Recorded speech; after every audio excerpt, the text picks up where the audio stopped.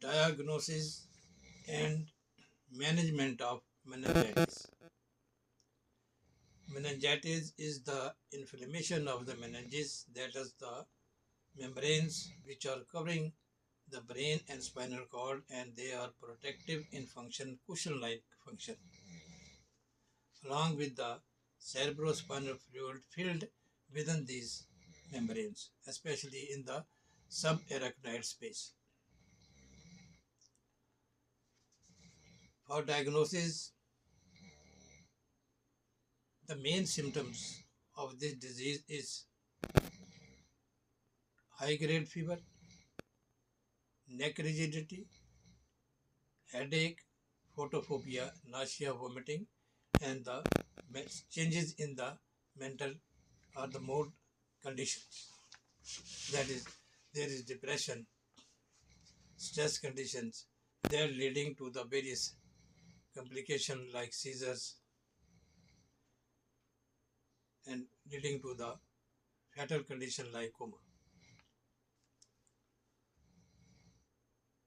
CBC is performed initially a routine test for culture sensitivity, detection of the pathogens, whether it is bacteria, whether it is virus or fungus, and accordingly the treatment is provided to the patient.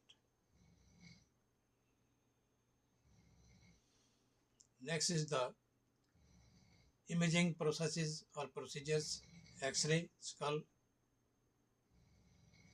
CT scans, MRI for detection of the fracture in the skull and the underlying pathology within the brain parenchyma like tuberculosis, hematoma, and the cancerous tumors.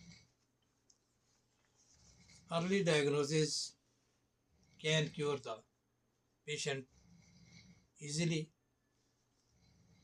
especially in the acute meningitis phase. If the causative organism or pathogen is bacteria, antibiotics are selected to alleviate or kill the causative pathogen and the bacteria. Similarly, antiviral medicine, antifungal medicines, these are used according to the pathogens which are producing the inflammation in the meninges. Whereas viral meningitis is more common, but it is mostly cured on its own by the hygienic hypothesis and the healthy diet and healthy activities and the preventive measures. Rarely it is needed that we have to use the antiviral medicines. And that can be used when the severity or the excess, the pathogenesis of the viruses, various viruses, that is herpes viruses, HIV viruses. So if the virus is virulent, we can use that regime of the antiviral treatment.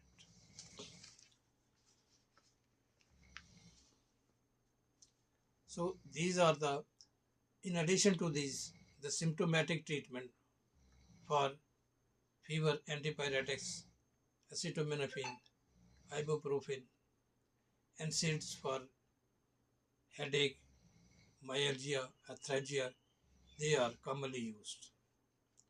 These are the symptomatic antiemetics for alleviation of the nausea and vomiting. So, in order to lessen the stress, depression, and the psychological factor, we can also give sedative to the patient. So, the main purpose of the treatment is that provide relief and relaxation to the patient.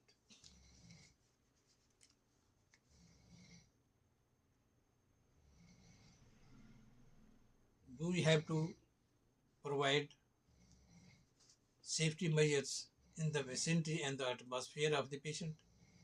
If it is caused by the respiratory infection, that is the infection coming from the atmosphere through the nose or the throat or in from the middle ear or from the neighboring organs like eyes,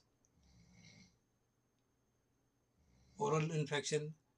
So that infection, we have to measure the protective steps, prophylactic steps, that is use of mask, use of gloves, less contact with the patient suffering from meningitis, especially in the acute meningitis cases.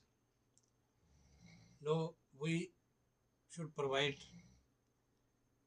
healthy diet to the patient, healthy atmosphere, neat and clean atmosphere.